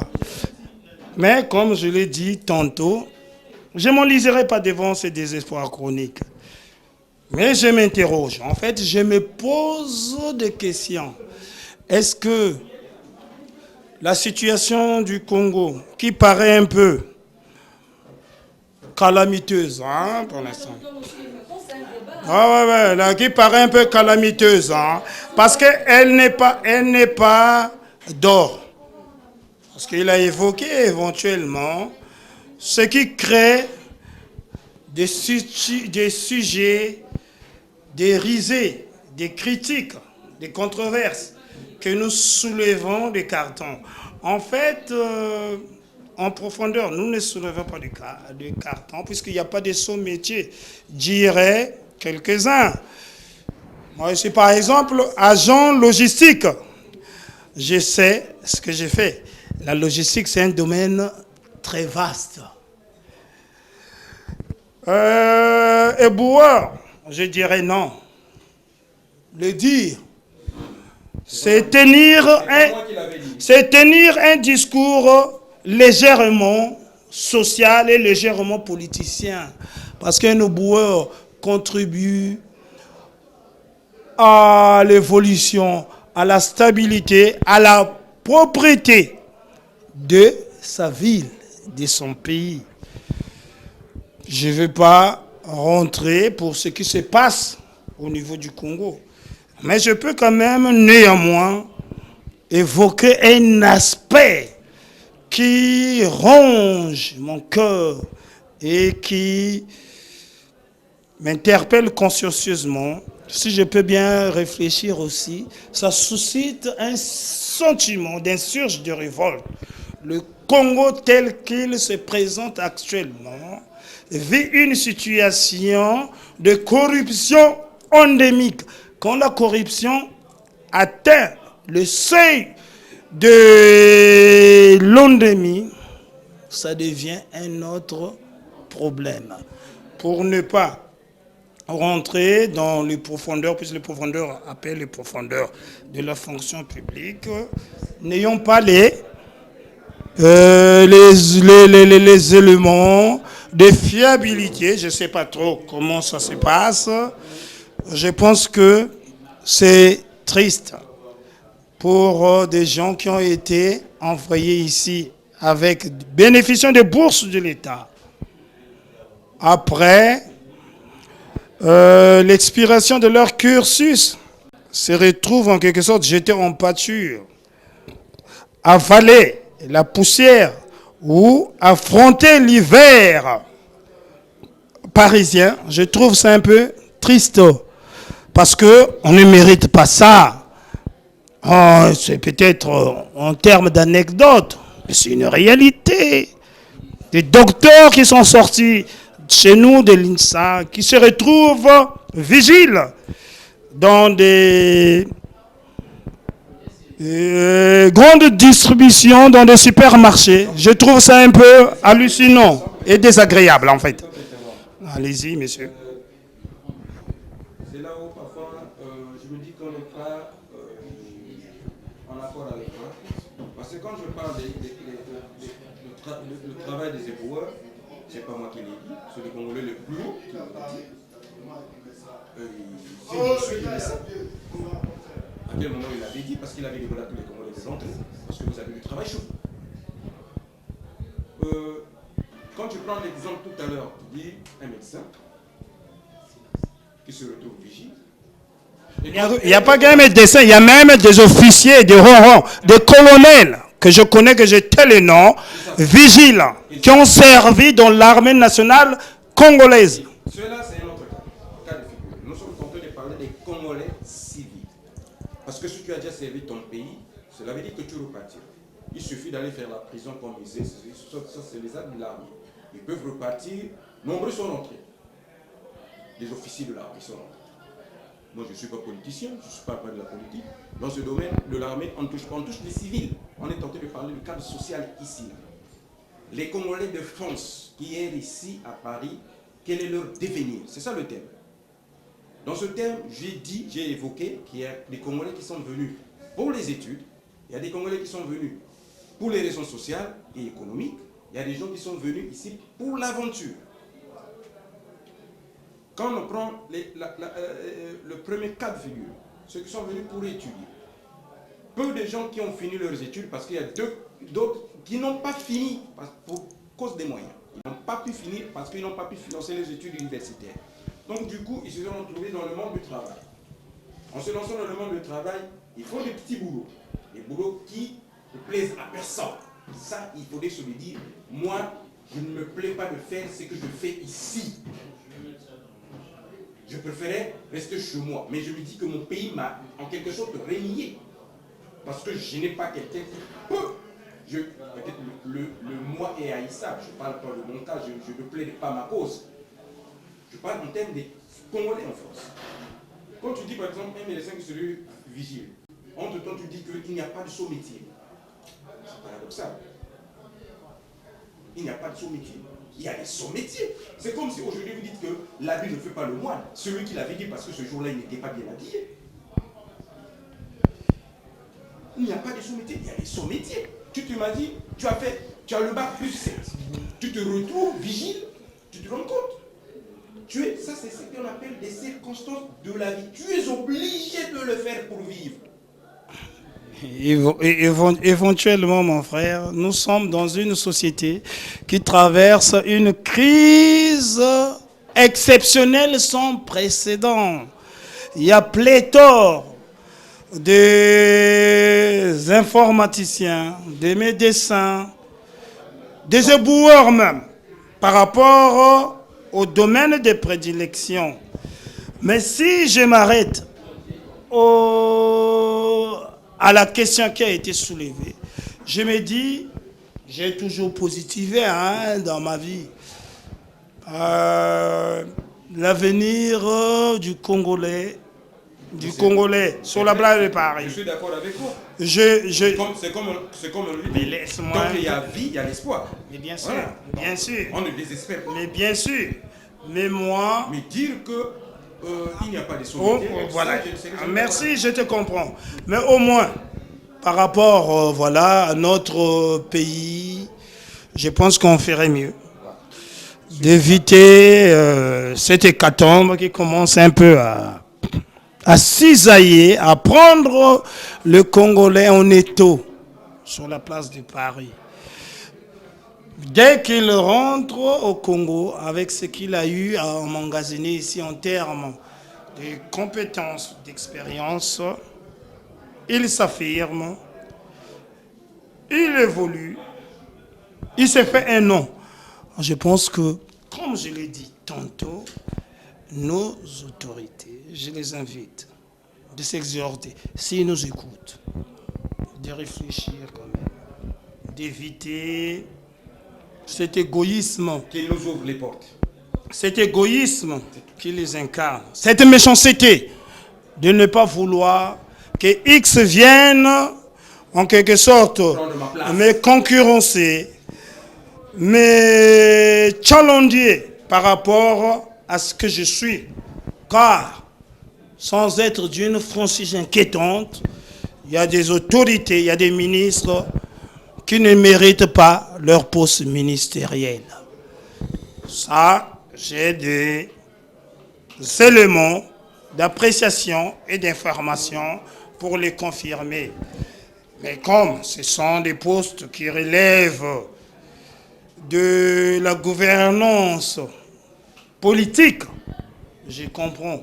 Mais quand même, si l'on peut mettre l'homme qu'il faut à la place qu'il faut par rapport à ses compétences, je pense que ça va changer la structure des Congolais sur la place de Paris et des Congolais sur la place de Brazzaville, de Pointe-Noire, de Lubomo et sur toute l'étendue du territoire national. Je ne veux pas glisser sur un débat sensible. Je suis objectif et impartial. On doit réfléchir sur ce point. Moi, je pense qu'il y a des gens qui méritent certains postes, mais aujourd'hui ravalés à la dernière échelle de nos sociétés. Oui, monsieur Erickson, vous coupez. On va aussi parler des Congolais qui sont devenus voleurs. Et pourquoi ils sont devenus voleurs? Alors là, je vais passer vite ma question à monsieur Lala, qui est aussi, qui va parler parce qu'il a eu à créer aussi son association. Ah, ok. Dites-moi un peu, monsieur Cédric, le débat des Congolais, parce que vous organisez souvent des choses ici à Paris. Que pensez-vous de l'avenir des Congolais en France?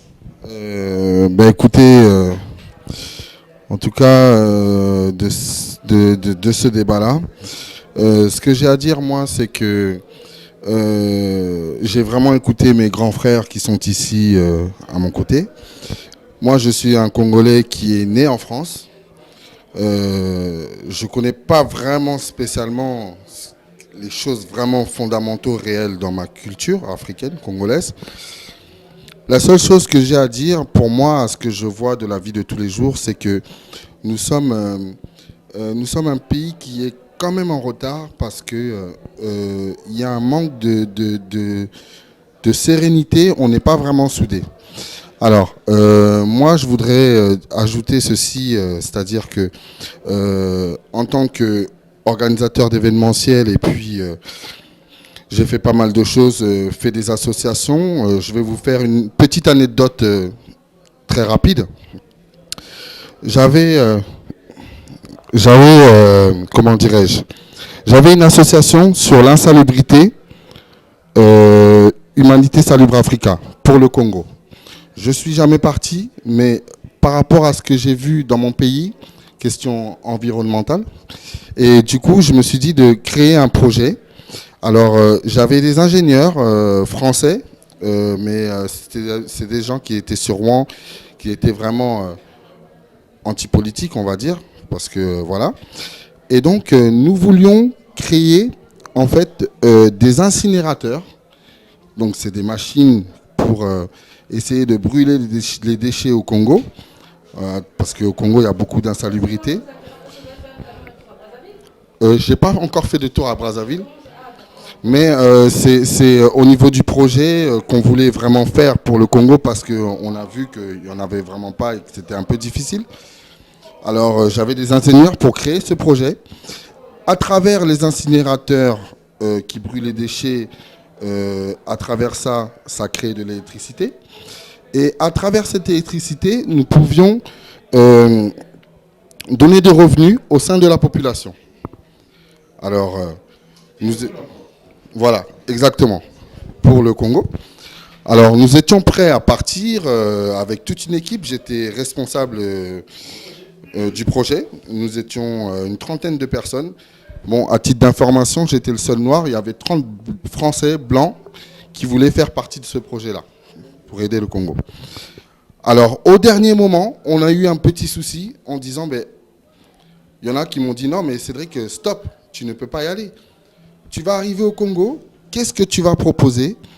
On va te dire, mais attends, toi, tu es un Français, tu viens d'arriver, tu te mets à notre place. Ça pouvait être un petit peu dangereux pour moi. Alors, nous avons arrêté le projet. Alors, pour moi, c'est... Je sais pas, pour moi, c'est un petit peu dommage parce que je suis né ici, j'ai grandi ici, je suis d'origine congolaise.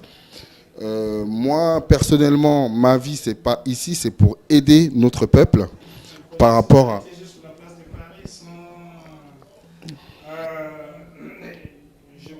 Oui, je vous en prie. Ton projet, si j'ai bien compris, tu as tout façonné ici.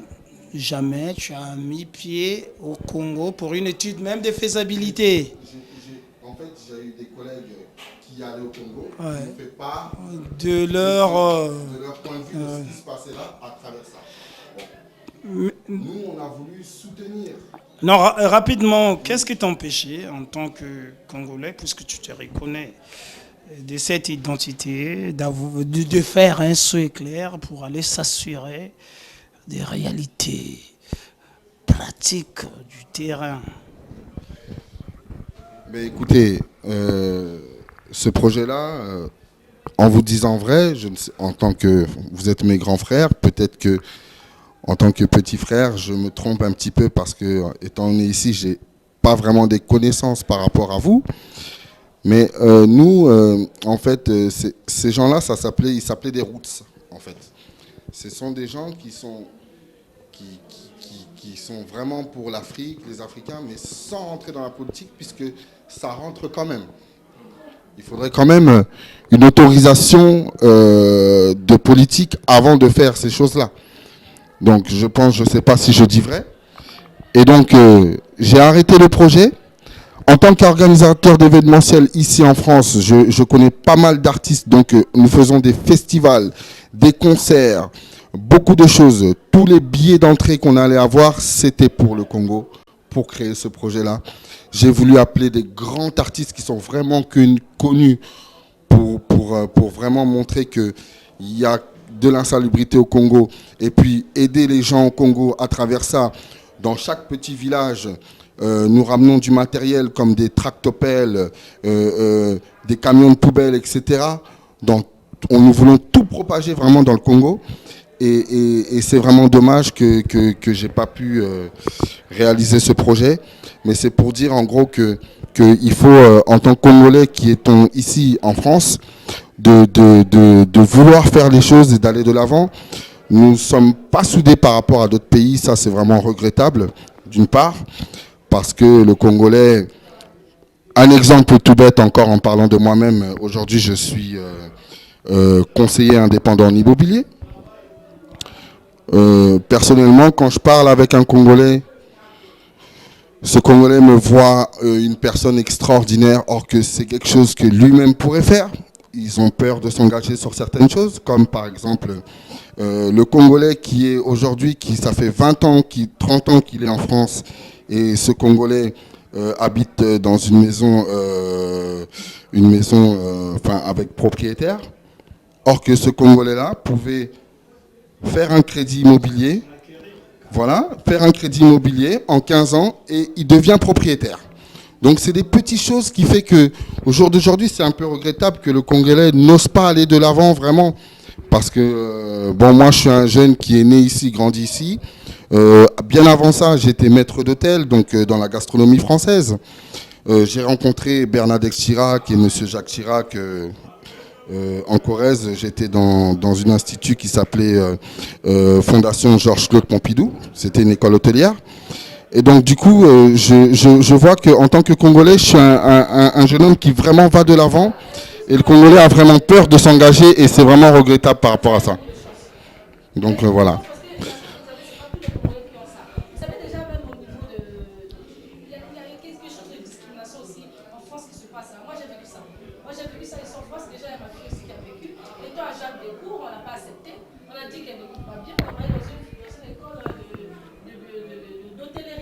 Et là, elle s'est débrouillée jusqu'à... elle a gagné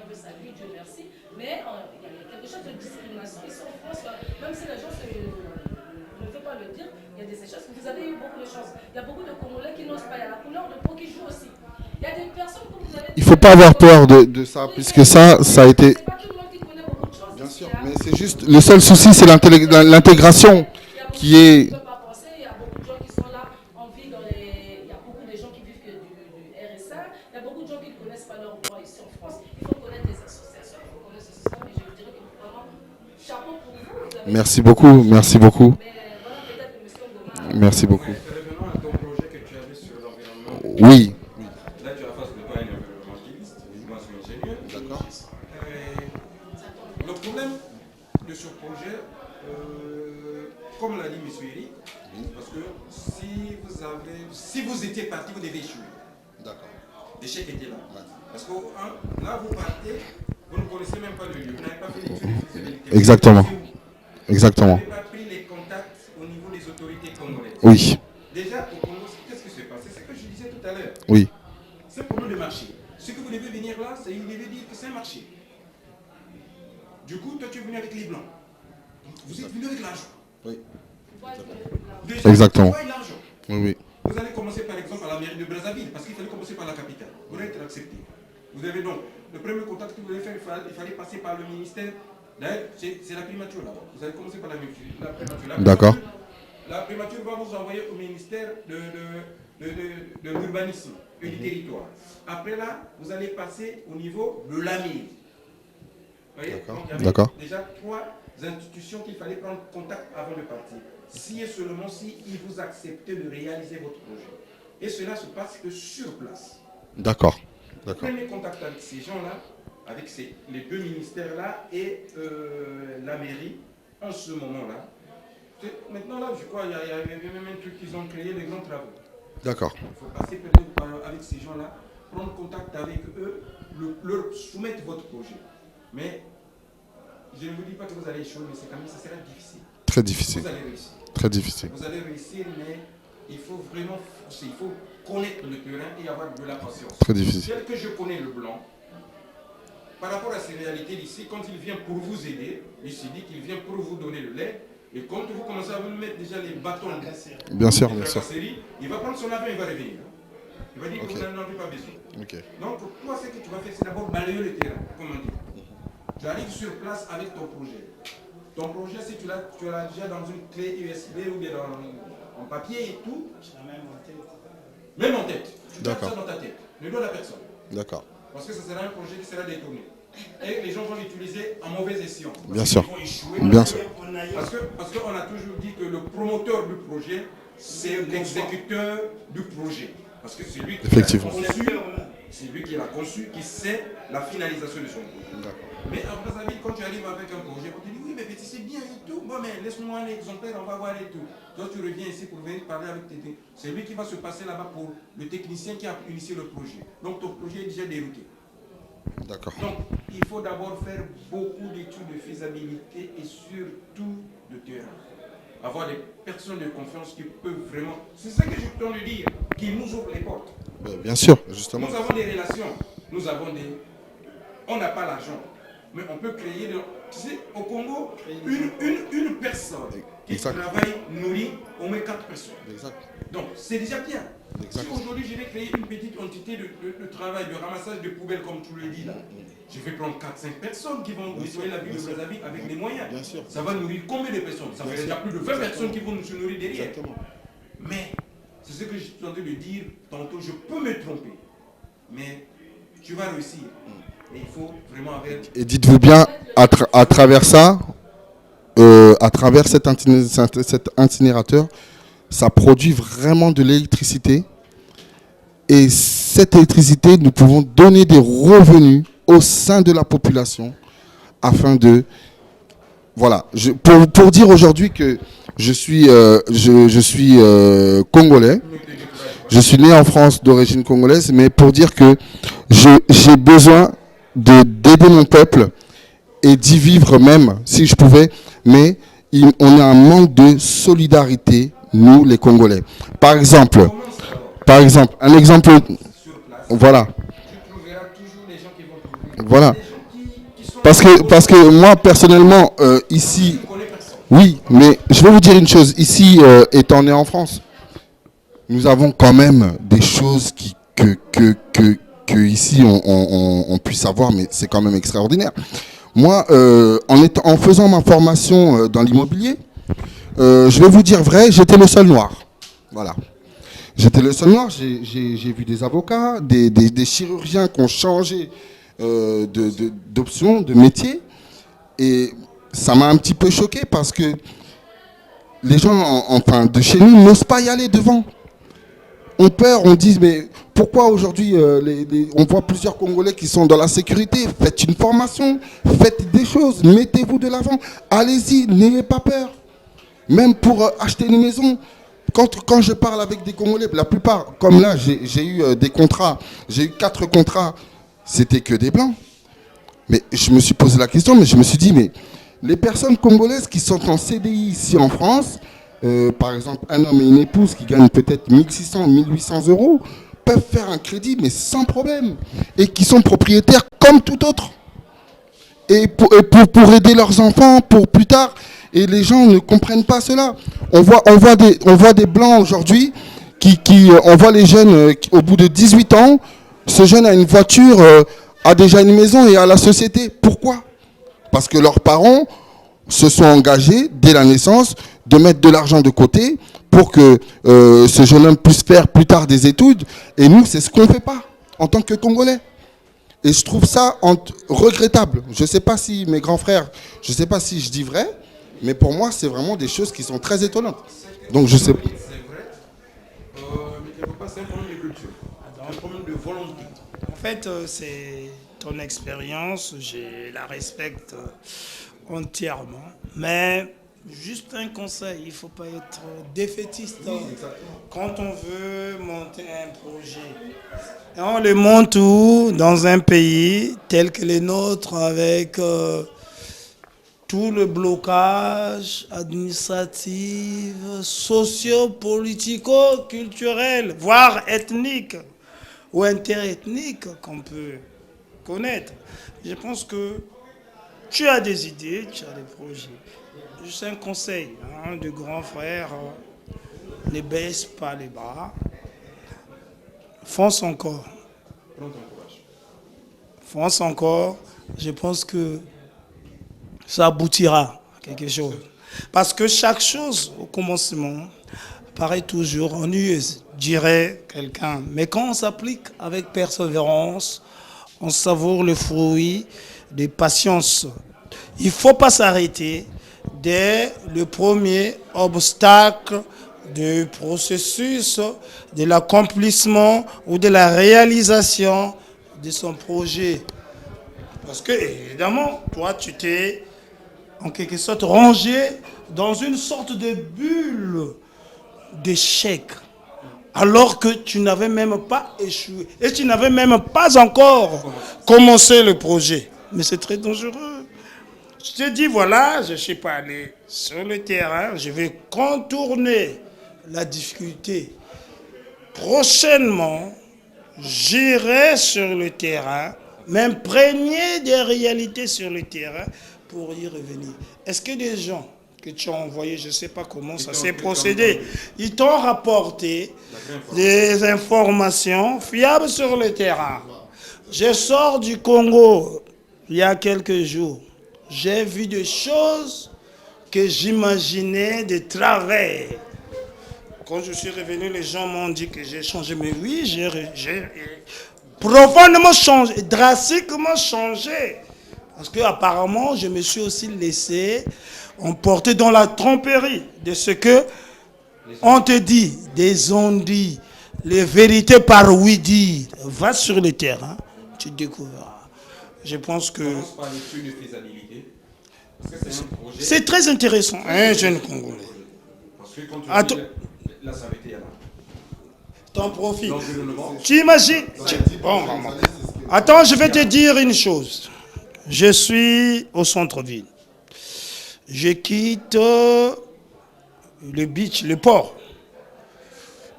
Il pleut, abondamment. J'arrive vers la SN2. Je ne reconnais pas le chemin que j'ai parcouru avant d'aller au beach. Mais c'est catastrophique. Je dis même c'est l'Armageddon. C'est-à-dire une inondation incroyable et effroyable. Je suis en 4x4. Je dis à mon ami qui est basé à Brazzaville, mais comment ça se fait? Parce que là, tu peux même mettre un pied dans un trou qui va te balancer jusqu'au fleuve Congo. Et je dis, mais non, il y a un gros travaux. Je dis quoi? Il ne voit pas ça. Est-ce qu'il est là ou il est absent? Et si ce n'est pas ce qui se passe, je te dis, si ce que je te relate paraît en quelque sorte mensonger, je donne ma langue au chat. C'est incroyable. Je n'ai jamais vu ça. C'est-à-dire, il y a même un ministère de l'Intérieur à côté. Mais c'est inondé. Donc, il y a un pont. Il y a un chenal, l'eau qui prend le pont. L'eau déborde même le pont. Je dis, mais quelle est cette histoire? Il y a un problème. Mais ton projet serait la bienvenue. Je pense que ça peut être un élément motivateur, même de réflexion pour ceux qui se disent être dans les travaux. Au fond, ils font le tourisme des travaux. En fait, ils ne sont pas dans les gros travaux. Ils sont dans le tourisme des travaux. Si les grands travaux, c'est ça, apparemment, ce que tu as évoqué paraîtra mieux que ce que j'ai vu. Tu vas voir ça, ça va te révolter. Je pense que dans ton projet, tu reviendras même modifier certains paramètres. Merci. Oui, d'accord. Vraiment, vous avez eu la chance parce que vous avez monsieur Ngoma et monsieur Eric qui vous ont aidé un peu pour essayer de voir. Exactement. Voilà, donc la poétesse Nathalie Brié vous déclame. Nous allons, monsieur Berne, il nous reste combien de temps? 5 minutes. 5 minutes. Alors, pour conclure, je passerai le micro à monsieur Eric, monsieur Ngoma. S'ils ont quelque chose à dire, des bonjours à dire, à tous ceux qui connaissent, voilà, je commence par monsieur Ngoma qui est à côté de moi. Non, je préfère que vous passiez ce micro parce que voilà. Merci, c'était un plaisir pour moi de participer à cette émission, d'essayer de parler de manière brève de mon pays, tant mieux que mal. C'est une émission socio-économique. Ça sera une émission instructive. Je souhaiterais encore participer dans plus de débats et que cela va droit à tout ce qui nous ont entendus et qu'ils prennent en considération nos suggestions. Et nous souhaitons bon avenir pour le Congo. Merci. Monsieur Ngoma, s'il vous plaît, est-ce que vous avez un message à envoyer au gouvernement vu le thème que nous venons d'aborder? Le message au gouvernement serait qu'il prenne en considération nos petites réflexions qu'on vient de donner, tant que mieux que mal, dans la salubrité, dans le chômage des Congolais, dans la facilité de nous permettre de faire quelque chose dans le développement économique de notre pays. Chaque Congolais a le droit d'apporter le peu qu'il connaît ou la petite intervention dans le devenir de notre pays. C'est ce que je voulais leur dire. Ah oui, merci. Oui, tout à fait. Madame Nati, je veux une ambiance gagnant entre Congolais du Sud, Nord, l'Ouest, l'Est, quoi. En fait, c'est pas aussi compliqué. Mais je sens et je constate dans l'environnement, dans le quotidien congolais, une sorte de résignation, en quelque sorte maladroite, causée par des gens véreux qui veulent nous tenir dans cette division qui ne dit pas le mot.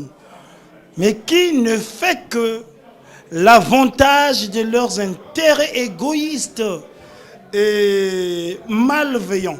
Donc, que puis dire? C'est même révoltant parce que j'ai intervenu sur l'émission de façon inopinée.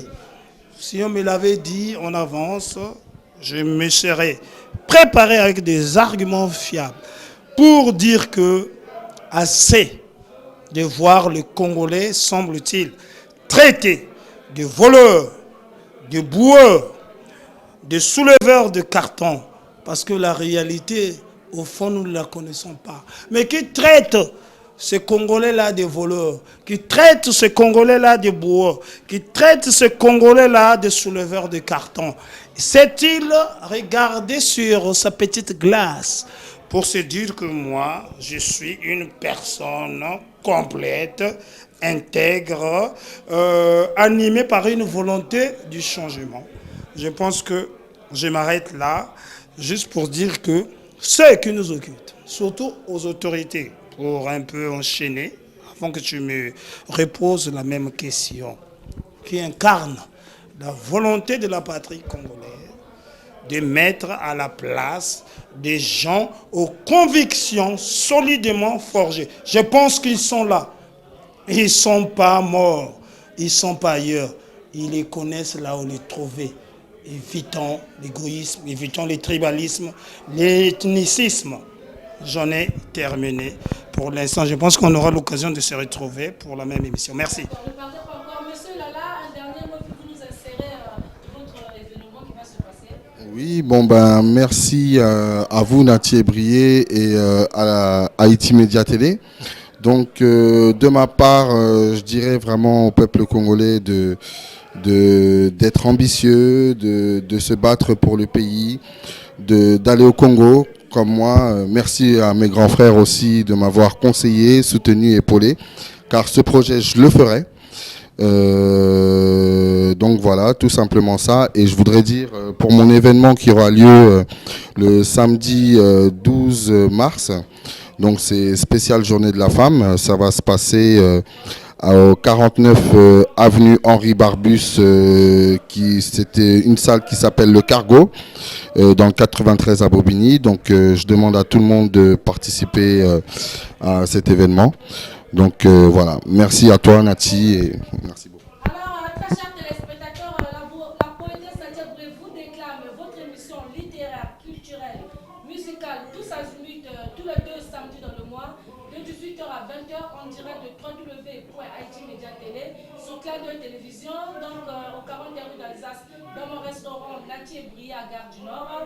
Alors, je remercie M. Ngoma, je remercie M.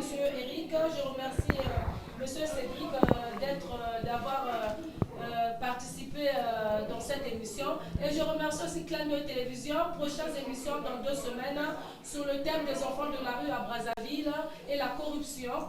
Donc, à très bientôt, très chers téléspectateurs. Au revoir, bye bye. À bientôt, merci.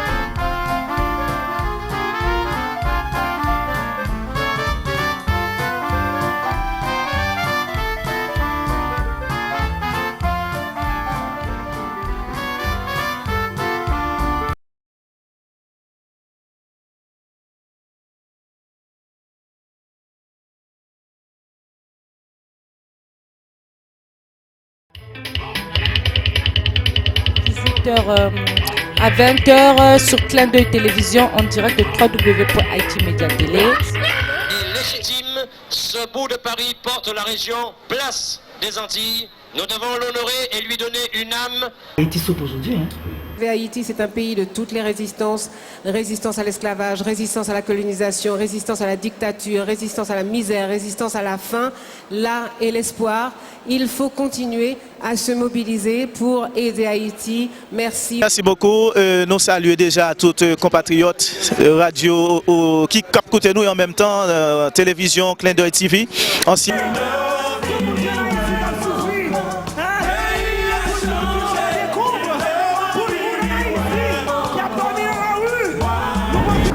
Mon plus grand projet, c'est que l'haïtien soit quelqu'un. Et le gouvernement haïtien, solidarité de A à Z au peuple français. Pour la liberté de chacun, pour tous les Français, pour tous les Juifs et aussi pour tous les musulmans du coup.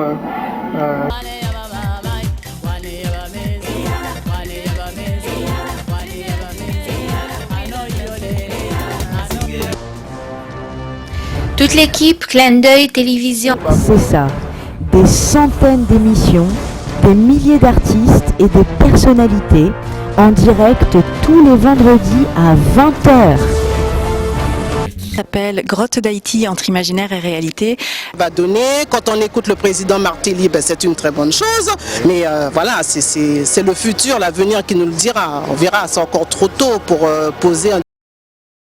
Oui, je vais investir sur certains projets sur Haïti. Je pense que c'est un pays qui est plein de ressources. Parce que c'est eux qui sont l'avenir de ce pays et il faut qu'eux ils puissent grandir sans... Des milliers d'artistes et de personnalités en direct tous les vendredis à 20h. Clin d'œil télévision est l'unique dans le monde.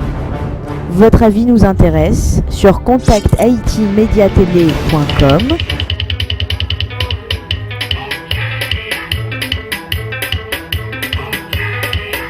Voilà, Clin d'œil télévision, toujours Clin d'œil télévision. En avant.